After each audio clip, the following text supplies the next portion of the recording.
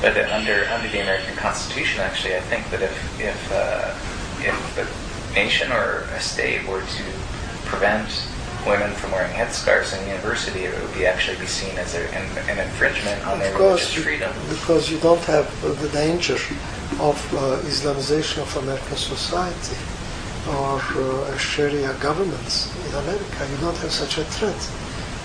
If some Indian students put their special traditional clothing in universities, we don't mind, because we don't see them as a threat to our society. But if in Turkey you use it as a symbol of religious state, then it's different. For instance, why Nazi clothing, uniforms are prohibited in Germany? Isn't it a democracy, Germany?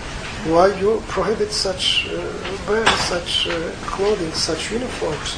Because they feel that there's a threat of revival of Nazi tradition.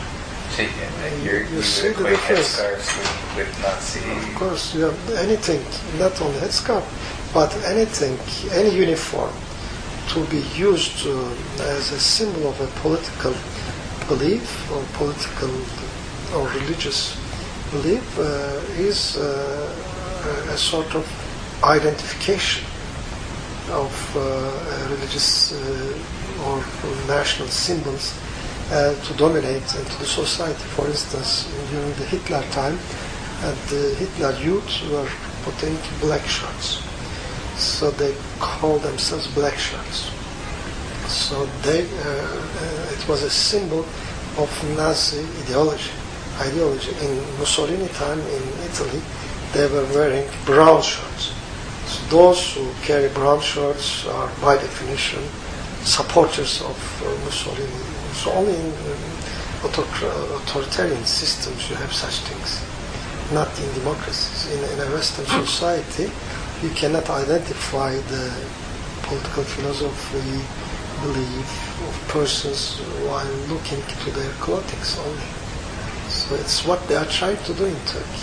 Not only putting the headscarf, but they put it in such a special way that only the believers of this party ideology do it. It's not the traditional head cover of Anatolian woman.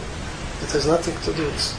We have never seen such a thing until 20, 30 years ago in Turkey. There was not one single person covering their heads in this format. So it is the symbol of the ruling party, or to say the truth, symbol of a certain political religious ideology. And it is imported from Lebanon. It was originally used in Lebanon, and they imported to Turkey as a symbol. And the Prime Minister himself said, if it is a political symbol, what's wrong with that? So he accepts that it is used as a political symbol.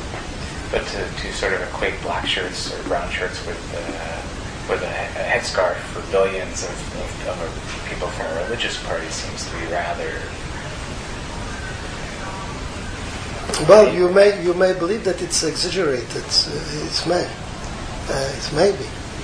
But in the beginning, Hitler was elected as a political party. He got 44% of the votes. He got the support of a number of Germans who are not, by definition, Nazis. But by time he turned the country into an authoritarian system, and he created a mass who was responsible of big, let's say, sufferings of millions of people. I cannot compare today ruling party with Hitler, of course not. But the matter, the fact that a party is elected does not mean that they will always observe the rules of democracy. So this is the difference.